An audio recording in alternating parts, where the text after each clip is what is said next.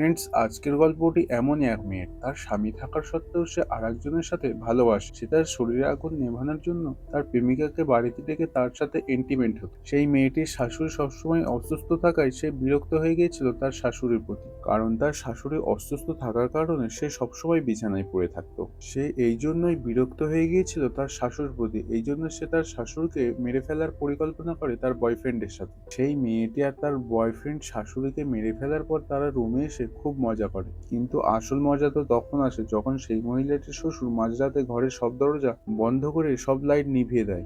এরপর যা হলো তা কল্পনাও করা যায় না কখনো। তো বন্ধুরা, ভিডিওটি ভালো লেগে থাকলে ভিডিওতে একটি লাইক করে দিও। এরকম আরো নতুন নতুন ভিডিওর আপডেট পাওয়ার জন্য আমাদের এই চ্যানেলটি সাবস্ক্রাইব করে রেখো। তো চলো আর বেশি না কথা বলে মুভিটির স্টোরি শুরু করি। মুভিটির শুরুতে আমরা সেইনি নামের এক সুন্দরী মহিলাকে দেখি। সেইনির বিয়ে সুরেশ নামের একটি ছেলের সাথে হয়। সুরেশ তো কাজের সূত্রে অন্য শহরে থাকে। সেইনিকে দেখি সে এখন তার বয়ফ্রেন্ডের সাথে রোমান্টিক কথা বলছিল। সেইনির বয়ফ্রেন্ডের নাম দর্পণ। দর্পণ কলেজে সেইনির জুনিয়র ছিল, আর সে এখন তার বয়ফ্রেন্ড হয়েছে। যখনই সেইনি সুযোগ পায় রাত্রিবেলায়, তখনই তার বয়ফ্রেন্ডকে দেখে তার শরীরে জ্বালা মেটায়। দর্পণের সাথে সেইনি একটা অবৈধ সম্পর্ক গড়ে তুলেছিল। সেইনি তো দর্পণের কাছ থেকে এটারই আশা করছিল, কিন্তু সেইনির কামবাসনা তো বাড়তেই থাকছে। তার মনে হচ্ছে দর্পণ তাকে পর্যাপ্ত সুখ দিতে পারছে না। দর্পণ তাকে বলে সে আজ রাত্রে আবার তার রুমে আসতে চায়। সেইনি তাকে বারণ করে দেয় যে আজকে রাত্রে আসতে হয় না। সেইনি তো অনেকক্ষণ ধরে দর্পণের সাথে প্রেমের গল্প করতে থাকে। সেইনির বাড়িতে তার শ্বশুর থাকে, তার শাশুড়ি থাকে, আর তার একটা ছেলে থাকে। সেইনির শাশুড়ি এখন অসুস্থ, সে সারাক্ষণ বেডেই পড়ে থাকে। শাশুড়িকে দেখাশোনা করার জন্য রিনা নামের একটি মেয়ে থাকে তাদের বাড়িতে। সেইনির শ্বশুর তো তার স্ত্রীকে খুবই ভালোবাসে। সেইনির শ্বশুরের একটা চোখ নষ্ট হয়ে গেছে, তাই কি হয়েছে, সে এখনো তার স্ত্রীর জন্য সবকিছু করতে পারবে। তার শ্বশুরের নাম কুট্টিচান। কুট্টিচান যখনই সময় পায় সে তার স্ত্রীর কাছে সে তাদের অতীতের ঘটে যাওয়া ভালোবাসার গল্প বলতে থাকে। সেইনি শ্বশুর তার স্ত্রীকে ভালোবাসলে কি হবে, সেইনি কিন্তু তার শাশুড়িকে একদমই দেখতে পারে না। সেইনি তার শাশুড়ির মোটেও সেবা করতে চায় না। সেই জন্য সেইনি রিনাকে তার শাশুড়ির দেখভাল করার জন্য রেখেছে। সে শুধু কিরণের কাছ থেকে তার শরীরের চাহিদা পূরণ করতে চায়। সেইনির মনের ভিতরে আগুন যেন ঠান্ডাই হতে চাইছে না। এই জন্য সে তার প্রেমিকের সাথে কখনো ফোনে কথা বলে, কখনো আবার ভিডিও কলে তারা রোম্যান্স করে। সেইনির বিয়ে হওয়ার পর সে কিছুদিনই তার শাশুড়ির সেবা করেছিল। সেইনির তো এসব কাজ একদমই পছন্দ হয় না। সেইনি বিয়ের আগে জব করত, কিন্তু তার বিয়ে হওয়ার পর সে এখন জব করতে পারে না। একদিন রাত্রিবেলায় রিনা তার কাছে কাজের টাকা চায়, আর সে কিছুদিনের ছুটি চায়, কারণ সে তার গ্রামে কয়েকদিনের জন্য ঘুরে আসতে চায়। রিনা তাকে বলে লকডাউন পড়ে গেলে সে তার গ্রামে যেতে পারবে না। রিনার কথা শোনার পর সেইনিকে কিছুদিনের তাকে ছুটি দিতে হয়। সে তখন ভাবতে থাকে রিনার চলে যাওয়ার পর তার শাশুড়ির দেখাশোনা কে করবে। কিন্তু এখন তো অন্য কোনো কাজের লোকও পাওয়া যাবে না, সেই বুড়ির খেয়াল তাকেই রাখতে হবে। এর পরের দিন আমরা দেখি সেইনি আর তার শ্বশুর মিলে তার শাশুড়িকে পরিষ্কার করতে থাকে। তার শাশুড়ির কাছ থেকে এমন একটা বাজে স্মেল আসছিল, এই গন্ধে তার গা পাক দিতে থাকে। সেই কারণে তার কয়েকবার বমিও হয়। সে তখন ভাবতে থাকে সে কোন ঝামেলায় আটকে পড়ে গেল। সে তখন ঠিক করে সে তার ছেলেকে তার বাপের বাড়িতে দিয়ে আসবে। যখনই এই কথাটা সে কিরণকে বলে, কিরণ তো এই কথাটা শোনার পর সে খুব খুশি হয়। সে তাকে বলে কম লোক থাকলে পরে আমি রোজ রাতে তোমার কাছে আসতে পারবো, আর রাত্রিবেলা আমরা একে অপরকে আরো বেশি সময় দিতে পারবো। সকাল হতেই সেইনি তার ছেলেকে নিয়ে তার বাপের বাড়িতে রেখে আসতে যায়।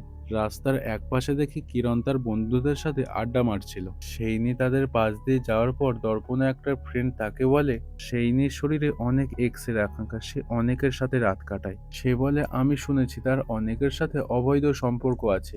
নিজের চোখে দেখি একদিন আমি আম গাছের উপর উঠে পাঁচিল টপকে একজনকে তার বাড়িতে ঢুকতে। সেইনি কোনো সাধারণ মেয়ে নয়, তার মধ্যে অনেক কামবাসনার খিদে আছে। দর্পণ এই কথা শোনার পর তার বন্ধুর ওপর খুব রেগে যায়, কিন্তু তার সেই বন্ধু জানতো না যে দর্পণ তাকে ভালোবাসে। তাদের মধ্যে ঝামেলা হতেই যাবে, তখনই দর্পণের আর একটা বন্ধু তাকে থামিয়ে বলে ওর কথা ছাড়, ওর কথা কিছু মনে করিস না। দর্পণের সেই বন্ধুটা জানতো সেইনি আর দর্পণের মধ্যে কি সম্পর্ক আছে। সেই রাত্রে দেখি দর্পণকে সেইনি কল করে তার রুমে আসতে বলে। দর্পণ তার সেই বন্ধুটাকে নিয়ে সেইনির বাড়ির সামনে আসে। দর্পণ তার বন্ধুটাকে বলে আমি ভেতরে যাচ্ছি, কেউ আসলে আমায় সিগন্যাল দিবি। সেইনি তো আগে থেকে তার রুমের পিছনের দরজাটা খুলে রেখেছিল। দর্পণ সেই খোলার দরজা দিয়ে তার রুমের ভিতরে ঢোকার পর সে দেখে সেইনি তার জন্য ওয়েট করছে। দর্পণ তখন তার কাছে গিয়ে বসে, আর তারা সেই রাত্রে সেই রুমের হাওয়া এত গরম করে যে তার কোনো সীমাই হয় না। কাজ শেষ করার পর আমরা শাইনির চোখে কামবাসনার সেই খিদে দেখতে পাই। দর্পণ এবার তাকে বলে, সেইনি তোমার কাছ থেকে কি যেন একটা বাজে স্মেল আসছে। সেইনি দর্পণকে বলে, কাজের মেয়েটা বাড়িতে গেছে, শাশুড়ির সেবা এখন আমাকেই করতে হচ্ছে। বুড়ির কাছ থেকে এত বাজে স্মেল বেরোচ্ছে যে এই গন্ধে আমার অনেক কবার বমিও হয়ে গেছে। ওই বুড়িকে আর আমি সহ্য করতে পারছি না। আমি এই ঝামেলা থেকে বেরোতে চাই, তুমি কি আমায় হেল্প করবে? দর্পণ তাকে বলে, আমাকে কি করতে হবে? সেইনি বলে, আমার শাশুড়ি এখন যে অবস্থাতে আছে এতে তারও খুব কষ্ট হচ্ছে, তার প্রতি আমার অধৈর্য লাগছে। যদি আমরা তাকে মেরে দিই তাহলে তাকে আর কষ্ট ভোগ করতে হবে না, আমিও রেহাই পাবো। শাশুড়িকে মেরে দিলে পরে শ্বশুরও তো সেই শোকেতে মরে যাবে। সেই নিরই কথাগুলো শোনার পর দর্পণ তো অবাক হয়ে যায়। তার এই কাজ করতে ভয় লাগে, কিন্তু দর্পণ সেইনির শরীরের লালসায় সে তার কথায় রাজি হয়। এরপর তারা সেই রাত্রে বুড়ির রুমে আসে। সেইনি তো কাপড় দিয়ে তার শাশুড়ি গলা চেপে ধরে। তার শাশুড়ি ঘুম থেকে জেগে যায়, কিন্তু সে কিছুই করতে পারে না। যে সায়নী দর্পণকে বলে, বুড়ির শরীরটা চেপে ধরে রাখো যাতে সে নড়তে না পারে। নিঃশ্বাস না নিতে পারার কারণে কিছুক্ষণের মধ্যেই তার শাশুড়ি মারা যায়। এরপর আমরা সায়নীকে দেখি সে তার রুমে এসে কাঁদতে থাকে। এরপর সে দর্পণের কাছে এসে বলে, সকালবেলা আমি কান্নার ভান করব আর চিৎকার চেঁচামেচি করব, যার কারণে সবাই ভাববে বুড়ির শরীর অবস্থা খুব খারাপ হওয়ার কারণে সে সেখানেই মারা গেছে। এইভাবে কেউ আমাদের ওপর সন্দেহ করবে না। এরপর সায়নীর হঠাৎ করে মনে পড়লো যে কাপড়টা দিয়ে সে তার শাশুড়িকে মেরেছে, সেই কাপড়টা সে নিয়ে আসতে ভুলে গেছে সেখান থেকে। সায়নী তার শাশুড়ির রুমে গিয়ে সেই কাপড়টা অনেক খোঁজাখুঁজি করে, কিন্তু সেই রুমে সে কোথাও খুঁজে পায় না সেই কাপড়টা। সে তখন ভাবে কুট্টিচাঁদ হয়তো কাপড়টা নিয়ে যেতে পারে এখান থেকে। এই ভেবে সে কুট্টিচাঁদের রুমে সেই কাপড়টা খোঁজার জন্য যায়। কুট্টিচাঁদের রুমে যাওয়ার পর সে দেখে কুট্টিচাঁদ তো নিশ্চিন্তে ঘুমাচ্ছে। সায়নী তখন ভাবে সে হয়তো অন্য কোথাও কাপড়টি রেখে ভুলে গেছে আর তার মনে পড়ছে না এখন। এই টেনশন দূর করার জন্য তারা আবার একে অপরের সাথে এন্টিমেন্ট হয়। দর্পণ তখন সায়নীর মনের সেই জ্বালা মেটাতে থাকে। কাজ শেষ করার পর এবার সেই রাত্রে সায়নী যখন কিরণকে বাইরে দিতে যাবে, তখন সে দেখে এমন সময় দরজা খুলছে না। সে দরজাটা খোলার অনেক চেষ্টা করে, কিন্তু সে দরজাটা খুলতে পারে না। সে তখন ভাবে বাইরে থেকে কেউ দরজাটা ইচ্ছে করে লক করে দিয়েছে। তারা অন্য দরজার কাছে গিয়ে সেই দরজাটাও খোলার চেষ্টা করে, কিন্তু তারা খুলতেই পারে না। সেই দরজাটাও কেউ লক করে দিয়েছে। তারা দুজনে তখন ভাবে কিছু তো একটা হয়েছে, ঘরের আলো জ্বলছে না, লাইটগুলোর সুইচও তো কাজই করছে না। সায়নের উপর সিঁড়ি দিয়ে উপরে উঠে দেখার চেষ্টা করে উপরে কেউ আছে কিনা। সিঁড়ির উপর উঠতে তখন একটা দরজা সায়নীর মাথার উপর পড়ে যায়। সে তখন সিঁড়ি থেকে নিচে পড়ে যায়। সায়নীর চিৎকার শোনার পর কিরণ তার কাছে যেতে কেউ যেন তার পায়ে জোরে আঘাত করে। এই জন্য তারা দুজন গুরুতর আহত হয়ে যায়। অঞ্জলি তখন ভাবে কেউ তো একটা আছে এই ঘরের ভিতর যে আমাদের মেরে দেওয়ার পরিকল্পনা করছে। এরপর আমরা দেখি কুট্টিচাঁদকে এইসব দিয়ে তারই কারসাজি ছিল। আসলে হয়েছেটা কি, কুট্টিচাঁদের স্ত্রীকে যখন তারা মারছিল তখন কুট্টিচাঁদ কোনো একটা কারণে জেগে যায়। সে তখন তার স্ত্রীর কাছে গিয়ে দেখে সে মারা গেছে। কুট্টিচাঁদ তখন খুব কাঁদতে থাকে। যখন সে এই কথাটা সায়নীকে বলতে তার রুমের দিকে যায়, তখন সে দরজার বাইরে থেকে শুনতে পায় সায়নী কোনো পুরুষের সাথে রুমের ভিতরে কথা বলছে। সায়নী তাকে বলছে, তুমি একদমই ভয় পেও না, বুড়িকে তো আমরা মেরে দিয়েছি, কেউ আমাদের সন্দেহ করবে না। ঘরের ভেতরটা নিঃশব্দ থাকার কারণে সায়নীর শ্বশুর তাদের সব কথা শুনতে পায়। সায়নী যখন তার কাপড়টি খোঁজার জন্য তার শাশুড়ির রুমে যায়, যে কাপড়টি সেখানে আছে কিনা, তখনই কুট্টিচাঁদ লুকিয়ে সায়নীর রুমের ভেতরে যায় বিষয়টি দেখার জন্য যে কেউ আসে কিনা। তখন সে তার রুমে একটা ম্যানফোর্ডসের প্যাকেট দেখতে পায়। সে তখন সবকিছু বুঝতে পেরে যায় সায়নীর অবৈধ সম্পর্কের ব্যাপারে। সে তখন ভাবে তারাই রুমের ভিতরে নোংরা কাজ করছে। কুট্টিচাঁদ তখন তাড়াতাড়ি করে তার রুমের ভিতরে গিয়ে ঘুমানোর ভান করে। কুট্টিচাঁদ তখন তার ছেলেকে ফোন করে এইসব ব্যাপারে সবকিছু বলে দেয়। সে তাকে বলে, তুই সকাল হওয়ার আগেই বাড়িতে চলে আয়। তখন তার ছেলে রেজিও সকাল হতেই তার বাড়িতে আসবে বলে জানায়। কুট্টিচাঁদ কিন্তু পুলিশকে ফোন করে কিছু বলে না। সে সায়নী আর কিরণের ওপর বদলা নিতে চায়। সেই তখন তাদের দুজনকে তার প্ল্যানের ফাঁদে ফেলে। কুট্টিচাঁদ তখন তাদের খুব কষ্ট দেয়। কিরণ তখন সায়নীকে বলে, আমাদের কিছু একটা করে বাড়ির বাইরে যেতেই হবে।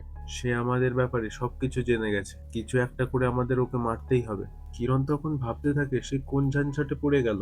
সায়নী তখন তাকে বলে, আমরা এই বাড়ির বাইরে চলে গেলেও কুট্টিচাঁদ কিন্তু আমাদেরকে ছাড়বে না। সায়নী কিরণকে বলে, আমাদের কুট্টিচাঁদকে হত্যা করতেই হবে, আর এমন কিছু পরিবেশ তৈরি করতে হবে যেন গ্রামের লোক ভাবে যে কুট্টিচাঁদ তার স্ত্রীর কষ্ট দেখতে না পেয়ে সে প্রথমে তার স্ত্রীকে মেরে দেয়, তারপরে সে নিজে নিজে সুসাইড করে। গ্রামের লোক তবেই কিন্তু আমাদের উপর ভরসা করবে। তাদের এইসব কথা কুট্টিচাঁদ শুনে ফেলে আর সে খুব রেগে যায়। সায়নী হাতে একটা বাটি নিয়ে সে কুট্টিচাঁদকে খুঁজতে থাকে। কুট্টিচাঁদ সেই বাতিটাকে এমন ভাবে সেট করে রেখেছিল যে বাতিটা সায়নী হাতে নিতেই বাতিটা তার হাতে ব্লাস্ট করে। সায়নীর একটা হাতের অবস্থা খুব খারাপ হয়ে যায়। কুট্টিচাঁদ তার স্ত্রীর বেডের পাশে এমন একটা ডিভাইস লাগিয়েছিল, সেই ডিভাইসের সুইচটা তার স্ত্রী টিপলে পরে সে বুঝতে পারত তার কোনো জিনিসের প্রয়োজন। যখন সায়নের কিরণ মিলে কুট্টিচাঁদের স্ত্রীকে হত্যা করছিল তখন সে সেই সুইচটি টিপে দেয়। কুট্টিচাঁদ এই জন্যই তখন জেগে গিয়েছিল। কিরণকে দেখে সে একটা প্ল্যান করে কুট্টিচাঁদকে ধরে ফেলে, কিন্তু কুট্টিচাঁদ একটা ধারালো অস্ত্র দিয়ে কিরণের ওপর আঘাত করে তার কাছ থেকে সে পালিয়ে যায়। সায়নী আর একটা প্ল্যান করে কুট্টিচাঁদকে ধরার জন্য, সেই প্ল্যানের ফাঁদে কুট্টিচাঁদ এবার ফেঁসে যায়। সায়নী তার পেছন দিক থেকে এসে তার মাথার পেছনে আঘাত করে আর কুট্টিচাঁদ সেখানেই অজ্ঞান হয়ে পড়ে যায়। কিন্তু তখনই কুট্টিচাঁদের জ্ঞান ফিরে সঙ্গে সঙ্গে আর সে সায়নীর ওপর আঘাত করে। সায়নী তো আবার আহত হয়ে নিচে পড়ে যায়।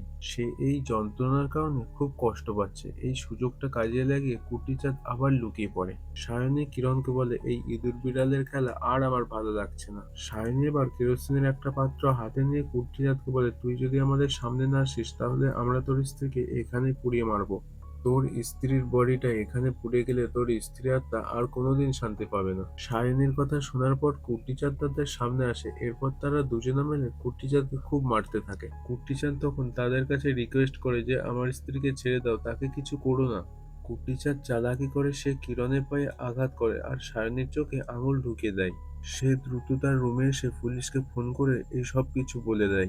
সায়নী কুট্টিচাঁদের রুমে এসে সে তার ফোনের কল হিস্ট্রি চেক করতে থাকে। অঞ্জলি যখন কুট্টিচাঁদের রুমে এসে তার ফোনের কল হিস্ট্রি চেক করে সবকিছু জানতে পারে, সে তখন ভাবে কুট্টিচাঁদ তো পুলিশকে সবকিছু বলে দিয়েছে। পুলিশ আসার আগে কুট্টিচাঁদকে যে কোনো উপায়ে মেরে ফেলতেই হবে। সায়নী তখন কিরণকে বলে, বাইরে তোমার বন্ধু আছে, তাকে শিগগিরই এখানে ডাকো। কিরণ সায়নীকে বলে, সে ভিতরে কি করে আসবে, ঘরের সব দরজা তো বন্ধ। সায়নী তখন কিরণকে বলে, তোমার বন্ধুকে বলো ঘরের পিছনে গিয়ে আম গাছের সাহায্যে এখানে আসতে। সায়নীর কথা শোনার পর কিরণ অবাক হয়ে গেল। তার বন্ধু তখন ঠিকই কথা বলছিল তার মানে? সায়নীর তার মানে অনেক পুরুষের সাথে সম্পর্ক আছে। সে শুধু তার শরীরের চাহিদা মেটানোর জন্য তাকে ইউজ করছে। কিরণ তখন তার বন্ধুকে সেভাবেই আসতে বলল। কিরণের বন্ধু সায়নী আর কিরণকে এই অবস্থায় দেখে সে অবাক হয়ে যায়। সে তখন কিরণকে জিজ্ঞাসা করে, তোদের এই অবস্থা কে করলো? তখনই সে কুট্টিচাঁদকে দেখে আর সে সবকিছু স্পষ্ট এবার বুঝতে পারে যে এদের দুজনের অবস্থা এই কুট্টিচাঁদই করেছে। কিরণের বন্ধু তখন কুট্টিচাঁদকে মারার জন্য একটা ছুরি নিয়ে তার দিকে ছুটে যায়। কুট্টিচাঁদ তখন তার বন্ধুকে মাথায় জোরে আঘাত করে তাকে সেখানেই মেরে দেয়। সায়নী সব দেখে সে ভয় পেয়ে যায়। সে দ্রুত তার স্বামীকে কল করে বলে বাড়ির ভিতরে একজন বাইরের লোক ঢুকে পড়েছে, সে মা বাবাকে মেরে দিয়েছে, আমিও গুরুতর আহত হয়েছি, আমি কষ্ট করে তোমায় ফোন করেছি, তুমি সকাল হওয়ার আগেই বাড়িতে চলে এসো। কিরণ সায়নীর এই কথাগুলো শুনে ফেলে আর সে তার সাথে হাতাহাতি করে। সায়নীর প্ল্যান হলো সে কিরণকে এসবের মধ্যে ফাঁসিয়ে সে নিচে পালাতে চায়। সে তখন এটাই করে, কিরণকে একলা ছেড়ে এখান থেকে সে চলে যায়। কিরণ একটা রুমের ভিতরে যায় কুট্টিচাঁদকে মারবে বলে। সেই ঘরের দরজা খুলতেই একটা গ্যাস সিলিন্ডার তার মাথার উপর পড়ে যায় আর সে সেখানেই মারা যায়। অন্যদিকে আমরা দেখি সায়নী কুট্টিচাঁদকে মারার চেষ্টা করে। কুট্টিচাঁদ কোনোভাবে সায়নীকে এড়িয়ে সে দরজার কাছে পৌঁছে যায়।